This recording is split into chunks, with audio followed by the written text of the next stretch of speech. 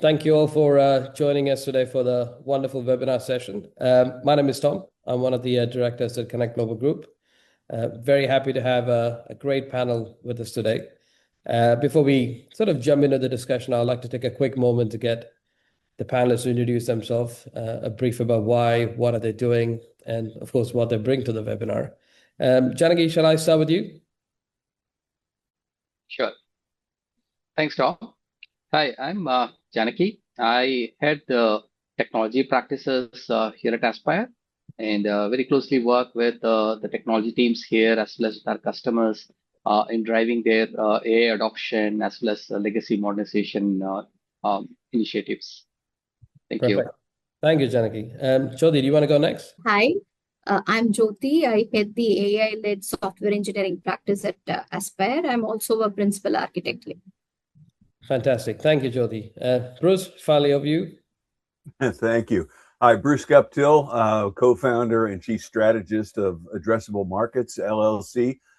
We are an industry research analyst and advisory organization working with enterprise clients and the services providers to help them understand what's going on in the new evolving digital workspace arena and what it is that you need to know, and basically how to avoid all the mistakes that we've all made over the last 30 years. Fantastic. Great to have you with us, Bruce. So thank you again, panel, for taking the time. We've got about 250, 280 sort of attendees registered already, so we expect them to be joining as we kickstart the session. So let's sort of dive right into it. Bruce, I'll probably start with you, with your experience. So one of the questions we keep hearing a lot, many enterprises, when they begin the modernization journey, they expect a lot of technical upgrade, but quickly sort of discover wider operational and architectural complexity. Now, you mentioned 30 years of experience. Where do these programs most often become difficult than expected? What's your view? There are two versions of a very useful saying, an aphorism. In the military, it's that plans never survive first contact. In boxing, the great Mike Tyson phrased it, every plan works until someone hits you in the face. The bottom line is that difficulties always emerge where we intersect technology and operating reality. So we begin with very clear, clean architectural visions, ambitions, but the moment that discovery starts, we start to uncover friction points, and they're always there, and we know they're going to be there, but it's always the combination of type and scope that tends to be unprepared for. There's the hidden interdependencies that make the small changes ripple throughout everything. There's the operational fragility, which basically means that critical processes probably depend on things that you don't see. And then there's the governance gaps, the data lineage, if you will, the security controls, the environmental consistency that we need that we find we really don't have, at least not in the aggregate. We have them in silos, we have them in processes and workflows, but we don't typically have them where we think we have or where we need to. And the surprise really isn't usually the complexity itself, it's how deeply embedded that complexity is in everyday operations. And no matter how experienced and prepared our teams are internally, we're still going to miss things. Well put, Bruce. Janaki, you sort of work with a number of clients globally on these topics. What are your thoughts? Absolutely. I think Bruce summed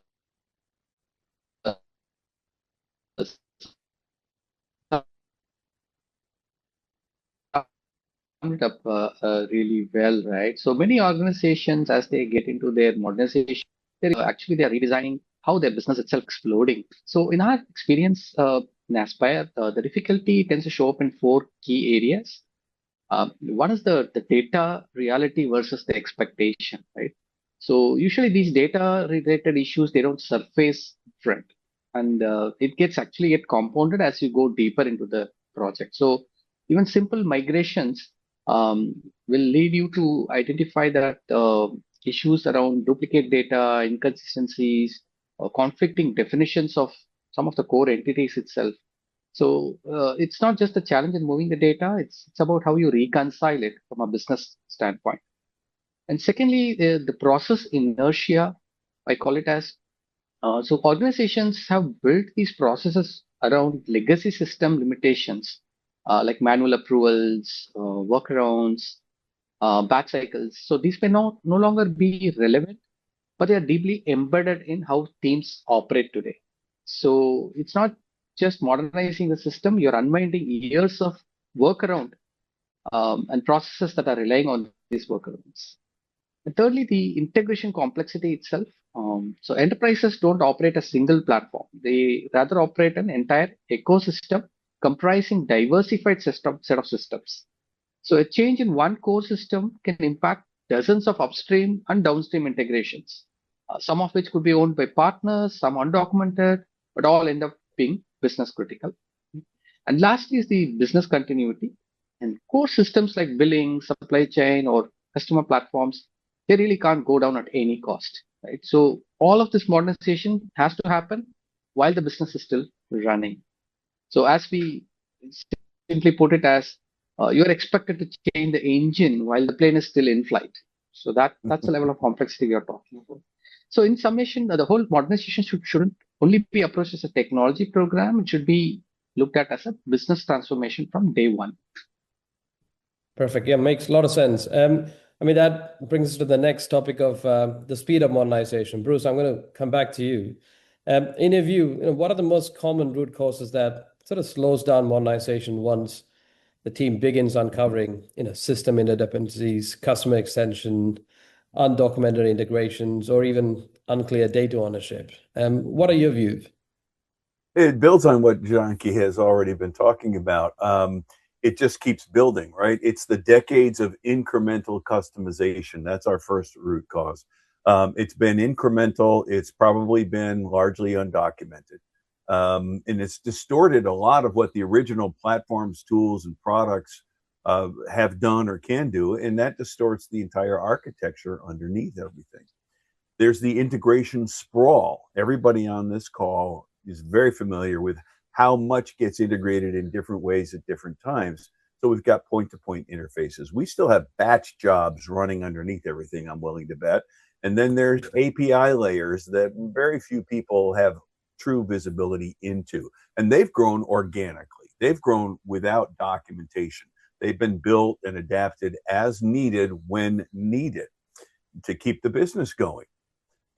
We have unclear data ownership. So we've got teams that have to stop until they can reconcile the data, the semantics regarding everything, the lineage, the quality, the security, the proof behind the data. And the environmental inconsistency is the fourth root cause. All right, we've got dev, test, and production all behaving differently, and it's all making change risk uncomfortably high. So we're not modernizing a system. We're modernizing a system or an ecosystem of multiple ecosystems. And the bottom line here is unexpected discovery. Anyone who's ever watched or done house renovation, for example, or if you're an archaeologist unearthing a lost civilization, you're finding layers that you did not expect to find. So you have to decide, how deep do we really need to go? There's no universal answer there, but it leads to an inevitable compromise. What can we get away with versus what needs to be truly rebuilt? So what needs to be stabilized and can be built on, and what needs to be actually restructured? Great. Look, thank you, Bruce. A lot of topics you cover there. Janaki, your thoughts? Sure. So interestingly, the biggest surprise in modernization projects actually doesn't come from the future state complexity, right? Rather, it comes from the accumulated, what I call as invisible architecture of the current state. So what might start as a technology refresh becomes an exercise of untangling deeply embedded business dependencies. So again, going back to our experience in such projects, the challenges typically fall into three buckets. One is the visibility gaps. So I would put this as simply, you don't know what you don't know, right? So like Bruce rightly pointed out, many organizations, they lack complete documentation or undocumented integrations or rely on a shadow IT kind of model. So we have seen cases where even systems that are considered retired might still be feeding critical information to some downstream systems. And it might get identified only when you are close to your go live rehearsals. So it's not even just about modernization, right? In this case, it's about discovery at a different scale.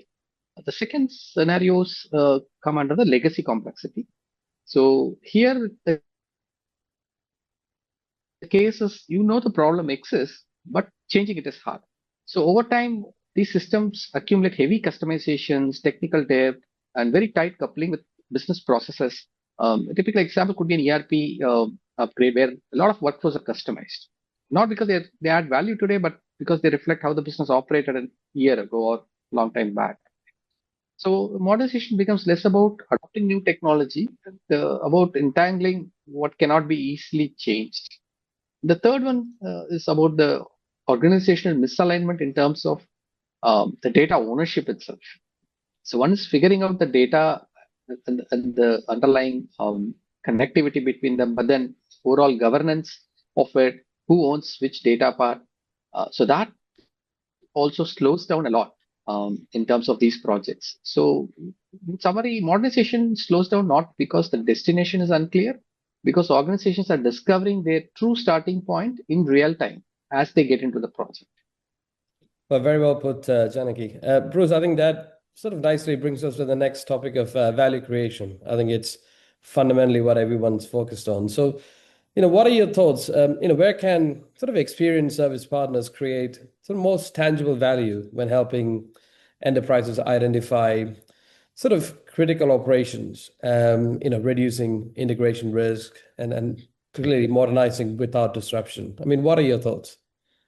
The first thing is, and I want to go back to something that Janaki mentioned earlier, it's about business, right? And not disrupting the business, but creating ways that the business can continue to build. So that's the core underlying value that has to be not only developed, but it's got to be well planned, well architected, and that plan has to be very adaptable. To do that, we need to focus on three basic, very core capabilities for the providers. Early stage discovery with dependency mapping, right? We have to use a variety of tools and expertise because the tools will never do everything by themselves. They won't do it well. So we need human expertise as well. Automated code analysis is great. Automated data lineage tools and architectural forensics to expose risk even before designing begins. But we've got to have that combination of basically AI-enabled capabilities with the human experience to make it all make sense. We've got to stabilize. We've got to do the engineering required to stabilize the systems and what builds, what operates using those systems. So we've got to be able to harden the legacy systems that we want to keep or that we need to keep. We have to improve observability within those systems and those operations on top of them. We've got to basically figure out what to do with these more brittle components. How do we refactor all of that? And how do we isolate, contain, and then control high-risk integrations? Because that's going to happen everywhere.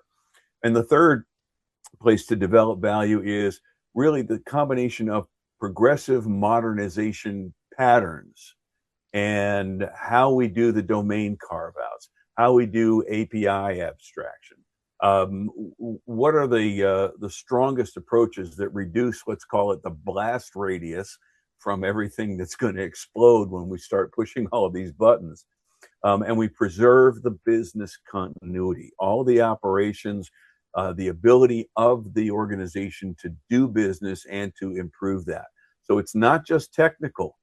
It's very much includes reducing and controlling uncertainty so the business can move forward with real confidence. And so the provider partner has to have all of these capabilities. The good news is that they're they're going to be more experienced in all of this than any of the internal teams that an enterprise client typically has. Perfect. Well, Jothi, you must be dealing with a lot of these questions during your sort of working with a number of clients. I mean, what are your thoughts? See, the biggest known risk, as Bruce and Janaki were talking about in modernization, right, is underestimating how many hidden dependencies are there in the system, right? And so long we were talking about the challenges, but thank God there is a method to this madness, right? And as you said, we have dealt with one large modernization as well as smaller modernizations. And I would like to provide more insights from our experience on how to handle it, right? As one of the earliest and most critical phases of modernization, it's typically begin with discovery, right? And one of the key steps in the discovery is the dependency mapping itself. And one technique that we use is under an umbrella of application portfolio mining, right? And this helps in building an accurate understanding of the current state by involving multiple techniques, right? And it could be your source code analysis wherever you have source code. Many cases, unfortunately, we wouldn't be even getting access to the source code. In which case, if there is an APM involved, which is application performance monitoring tool involved, we take the runtime trace and then do an extensive log analysis, right? That would provide insights on the inbound and outbound dependencies. But most of the cases, we don't even have the observability in place, right? That's the reality. In which case, we at least settle down with network traffic analysis. To a certain extent, it does give you the hidden communication pathways between the systems, and it also provides the middleware dependencies and the legacy interfaces that might not appear in the architectural documentation at all. Wherever there is a configuration management database audits, right, that's very good also, but most of the cases, it's also out of the date, right? But we do consider that, and that would give you a good start to analyze your infrastructure mapping, your server relationships, your application ownerships, and also the deployment dependency. Together, these techniques provide a comprehensive way for an evidence-based view of the application state, right? Now, thankfully, in the current era, AI is very helpful in analyzing a large code base. So wherever you have source code, it accelerates the analysis, right? And then uncovering a lot of these dependencies and also business rules and the dead code and the application flows much faster. And this covers at least one portion of your dependencies, right? Which is the outbound dependency from the legacy system. It also accelerates your log analysis, making this process a little more systematic as well as faster than it used to be, right? But technology is alone not enough, unfortunately, right? So technical discovery alone gives you probably 40% of the truth, I should say. Right, that's when techniques like event storming and domain mapping workshops come in handy, right? Many times these dependencies lie in the form of operations and then just procedures lying here and there, right? So in this, what we do is there is a workshop that we conduct that brings in your business users, your operation teams, and the engineering team, all combined to start with the application owner, charting down the entire process flows, right, upstream and downstream.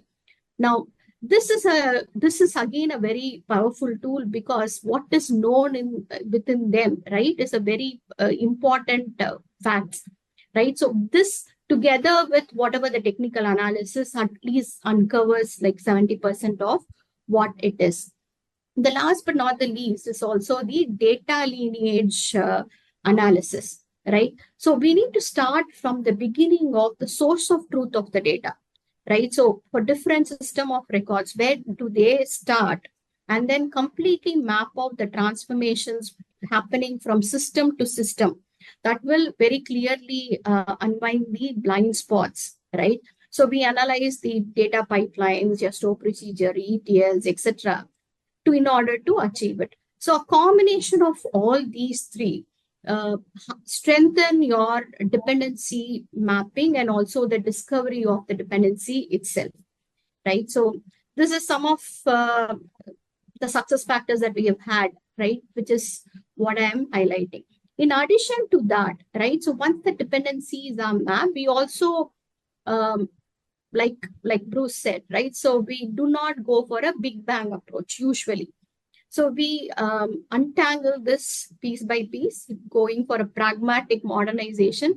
And there are techniques that are quite powerful there, like a strangler fit pattern is a very powerful pattern where you use to run both the systems in parallel and then divert the traffic from one to the other, right? And we also what we call as anti-corruption layer. So we form sorts of an anti-corruption layer across the legacy before touching the dependency, so that is kind of protected, right? So these are some of the techniques that we follow in order to minimize the risk of dependency.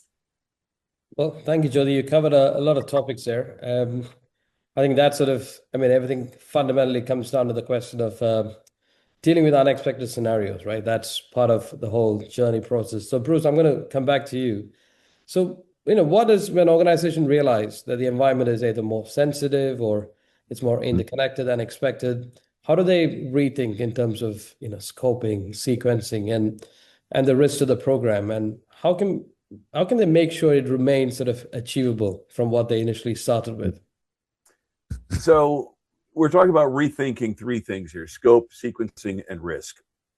The environment, as we've all been talking about, is going to be more layered than we expect. It's going to be more interdependent, and it's going to be a lot more sensitive than we have planned for in most cases. So first, the scope of what we're doing has to become more anchored in the value of what we're doing, all right? It's not about making the systems better. It's about continuing to make the business better. So where are the domains, for example, that we should prioritize? It's the data quality that we have to focus on. It's the regulatory exposure. It's the customer impact. These are the things that help us figure out where the first line of value is, if we want to put it that way. When we're talking about sequencing, well, that becomes interdependent with the scope focus, all right? Where are we getting the value? That's where we start sequencing all of the work. We start with stabilization. We add and improve observability. And then we focus on the data hygiene again. I'm a huge believer that data is not just the what's necessary to keep the business going. It's the oxygen that the business needs to breathe. So data hygiene is key to any sort of architectural change and any interdependencies that are going to help us figure out what to do next.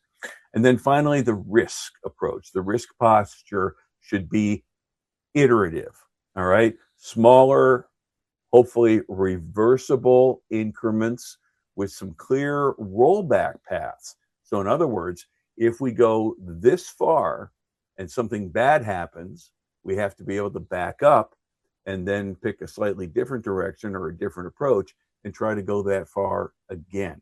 It's going to happen a lot more than we think it is. And there's risk in going forward, but there's also risk in saying we've gone too far. Now we have to pull back, and then things can fall apart. So it's about reframing expectations. It is about enabling and working toward and accepting compromise. That's what makes the program achievable while we're still moving the enterprise toward the long-term architecture that we want. Perfect. Thank you, Bruce. Jothi, can I get your views on them? Absolutely, right. I think Bruce did summarize a lot of it, right? But again, I would try to explain it from our perspective and our experience on how we have done this also in the past, right? Like Bruce said, do not take a big bang approach, right? So that's a first mantra by itself. Reduce the blast radius, right? What we do is we typically take the program and then decompose into smaller, independent, deployable units, right? The goal is to ensure that each of this unit can start moving and delivering value without waiting for the mass coordinated cutover across the entire set of units, right? These units should also be independently testable, independently reversible, so changes can be validated, rolled back, and stabilized without impacting the overall modernization program. See, as a part of that, we also explicitly classify the applications and the units into three categories, right? Units that genuinely needs to move together because of the tight coupling.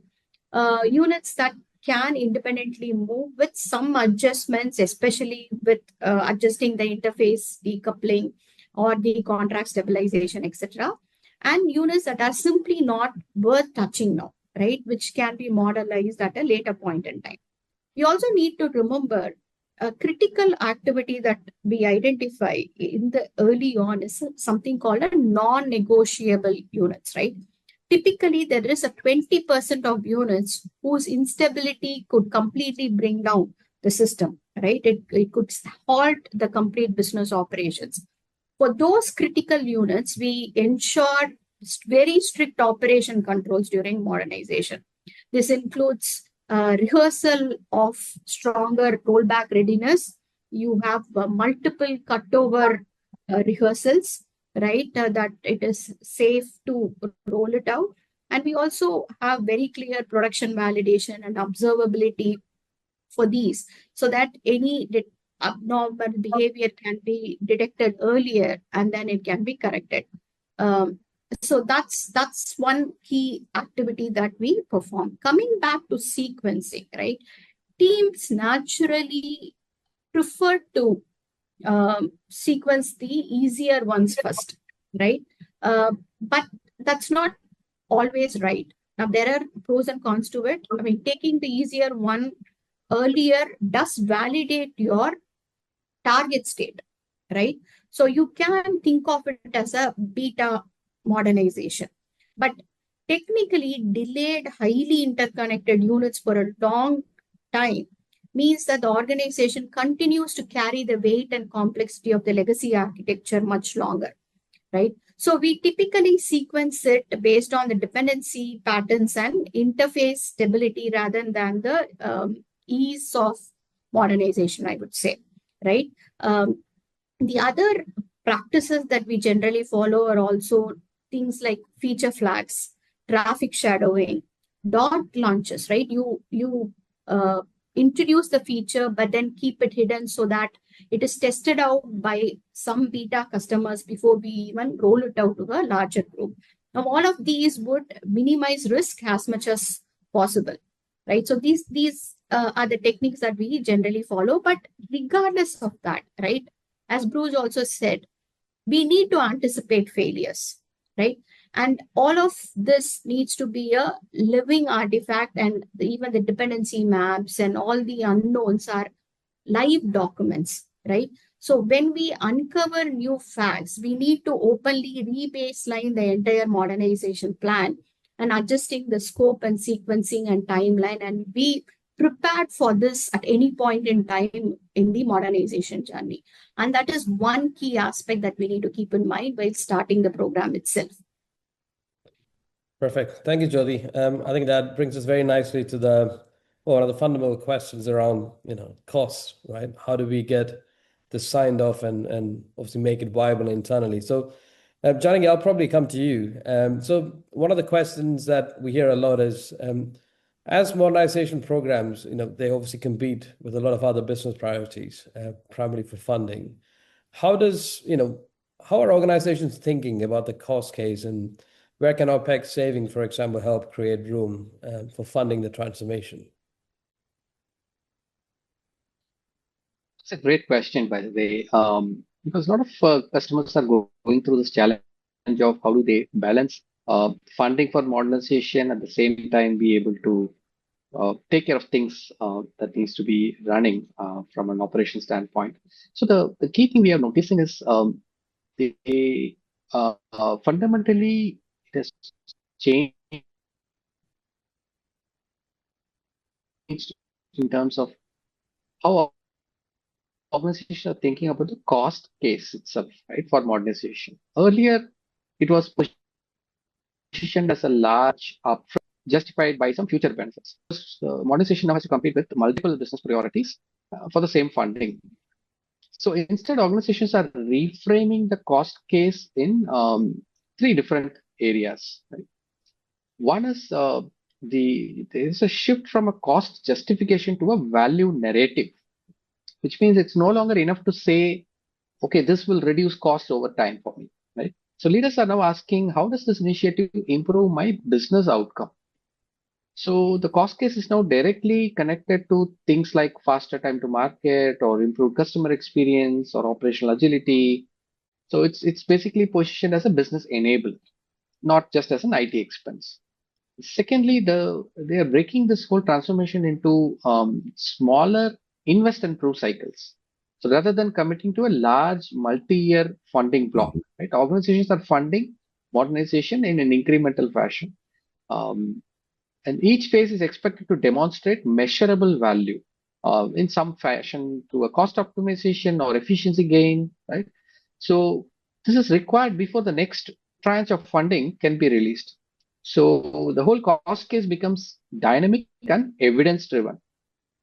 And thirdly, the most important thing is companies are looking at OPEX not just as a source of saving, but also as an indicator of value erosion itself. And over time, we have consistently seen in many of our customers that the support costs for mature products tend to keep rising, even though their business value starts to flatten. In some cases, it even gets declined. So there is a need for a clear sustenance strategy that organizations need to continue funding systems that are no longer aligned with the business growth. So the whole case shifts from how do we optimize spend to why are we still spending on this at all, right? So it could be in the form of legacy applications requiring disproportionate support effort, or products no longer help in differentiating the business, but they still consume significant budget, and so on. So in fact, Aspire's Sustain Next program enables modernization to become a value reallocation decision. And it frees up the locked-in OPEX from low growth and high maintenance systems.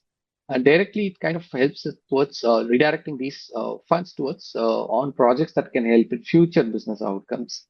So, summarize, the cost case for modernization is no longer about asking for budget upfront and then proving value later. It's about continuously demonstrating the value, and in many cases, partially funding a transformation through the efficiency it creates. Very well put, Janaki. Bruce, I'd love to get your thoughts on this. Clearly, you would have had similar questions with a number of clients you've worked with. So, I mean, what are your thoughts? I think you're on mute, Bruce.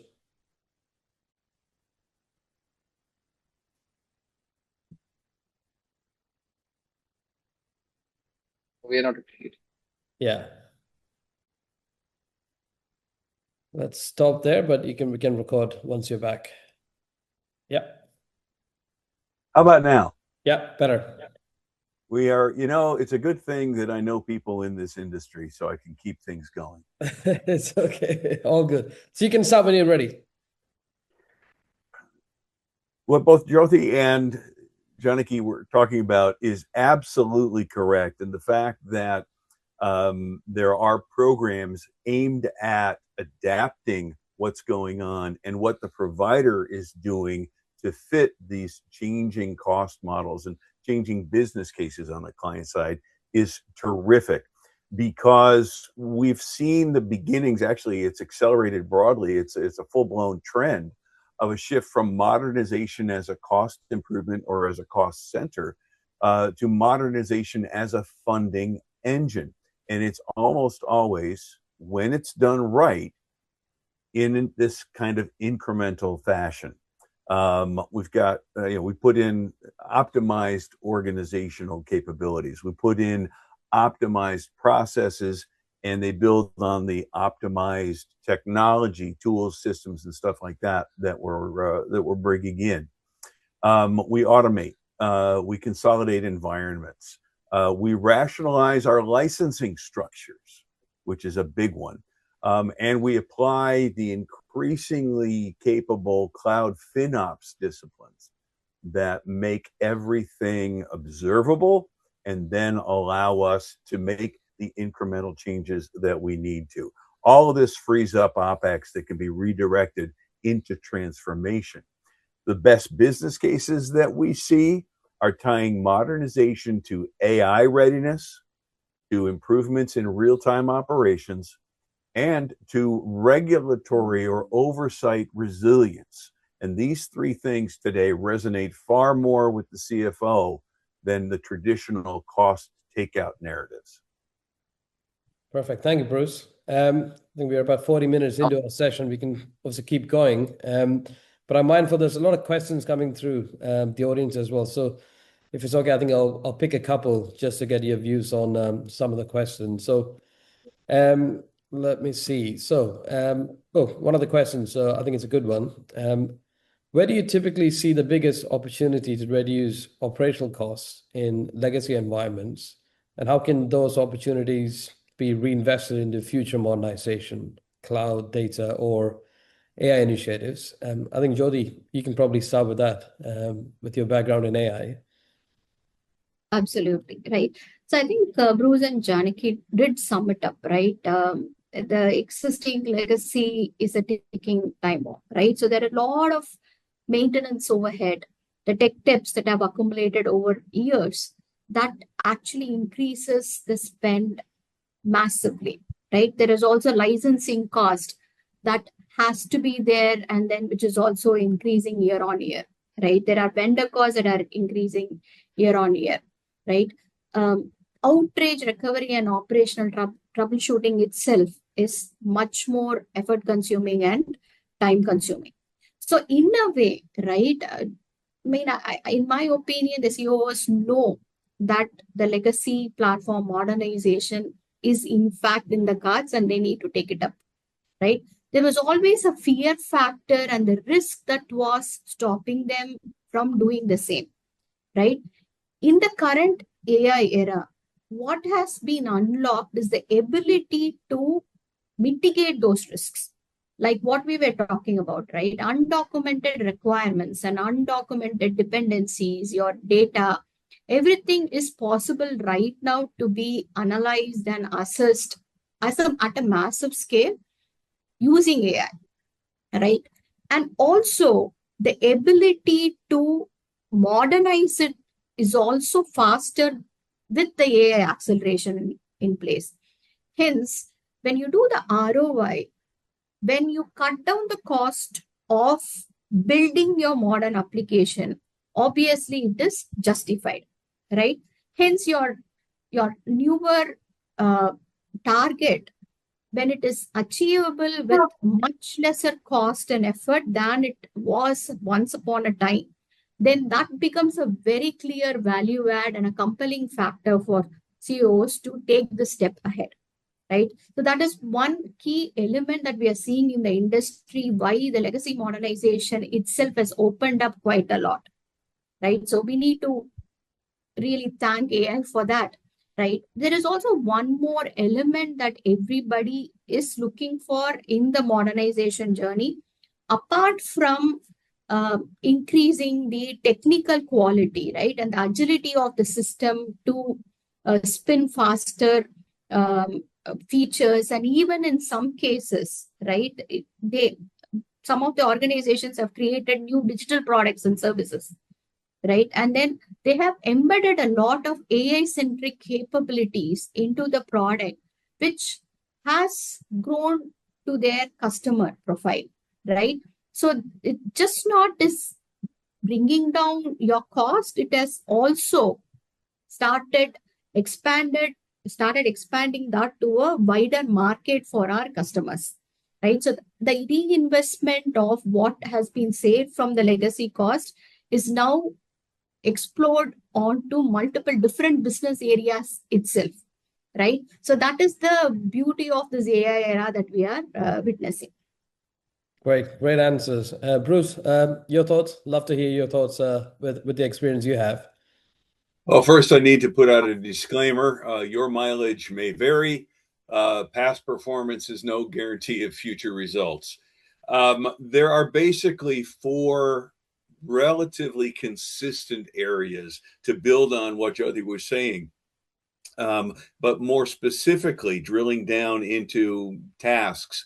First, retiring and or consolidating the lower value business applications, the software that works, but it's not doing what it is that we want to do. But they also consume some disproportionate support efforts. And again, I mentioned earlier, the licensing reconciliation is a significant gain for most enterprises. Second, reduce the integration overhead. All right, batch pipelines, custom middleware that requires constant care. This is another area where we can build some really good business cases based on what other organizations have been able to do and the cost savings that they've been able to realize. Third, my favorite, improve data quality, but do it at the sources of data so that we reduce the downstream data reconciliation issues or requirements, that we reduce the manual workarounds and the compliance problems that we tend to run into. Focusing on the data quality is going to be one of your biggest ROIs. And then AI automation or AI enabled improved automation. Let's not just make everything run faster because then we can make even more mistakes in less time.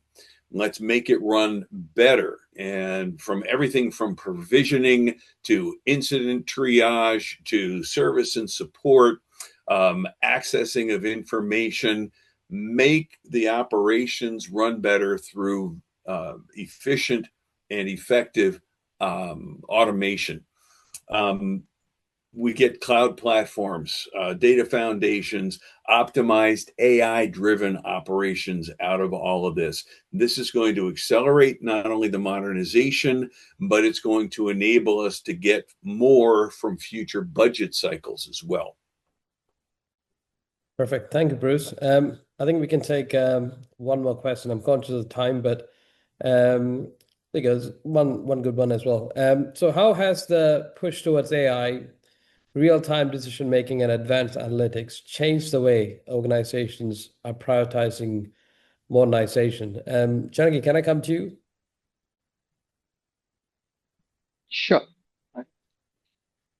So what has happened is earlier modernization was often driven by technology lifecycle, right? Either systems are getting outdated or platforms need an upgrade. But today the trigger is very different. It's the need to unlock data and enable intelligence at scale, right? That's where you facilitate the entire AI adoption. So what we see here are three areas where there is a key shift happening in our customers. First is the data readiness, like Bruce Wright pointed out. Data readiness has become the starting point, not an afterthought. As we know, all the AI and real-time analytics are only as good as the data they operate on. So organizations are prioritizing modernization initiatives that can help them improve data quality, consistency, and accessibility. So which could be in the form of building unified data platforms or eliminating some siloed systems or establishing clear data ownership as well. So in many cases, this means that the data modernization actually leads application modernization, not the other way around. And secondly, the architectural decisions are now driven by speed and flexibility. As you know, AI use cases require real-time or near real-time data flows, right? So modernization priorities are shifting towards cloud-native architectures, API-first and event-driven integrations, or sometimes it could be platforms that support faster experimentation and deployment. So the question is no longer can the system work, it's can it respond in real time and scale continuously for me. And lastly, the modernization is also being aligned much more tightly to the business use case. Earlier, the programs were more justified at a platform level, but now they are being prioritized at AI-driven outcome based, right? So that could be either in the form of personalization in customer experience, real-time fraud detection, some predictive insights, So instead of modernizing everything in one shot, organizations are now focusing on high value domains where AI and analytics can create immediate business impact for them. Perfect. Thank you, Janaki. Bruce, your thoughts? As an independent analyst, I hate to say something as positive as this, but Aspire gets it right. We're really looking at reframing modernization from a long-term architectural aspiration to the near-term business enabler that pushes us into more strategic business capabilities as we go through each of these incremental compromise type of scope changes. The data readiness, everybody has said, the same thing, and I don't want to reiterate it too much, but cleaner lineage, consistent semantics, real-time data pipelines, this is what's going to work. Decoupling the legacy systems, not removing them necessarily from streams or workflows, but make sure that we can get to the operational data. We can see it and we can use it, and make sure we can do that without destabilizing the core platforms and the operations, the business that my colleagues on here have been talking about, the business capability, the operations. Keep it moving, don't disrupt it. And finally, API first architectures, event driven operations, things that support real-time decisioning and automated workflows. This is where AI really, really shines. And frankly, AI has made the cost of inaction in any of this very visible. So modernization just isn't about, future flexibility. It's about enabling that next wave of productivity, customer experience, risk reduction, and again, business growth. The cost of inaction is now visible, and that's why we need to do more about it sooner. We can see where the opportunities are, and everybody else can see where we may be falling short.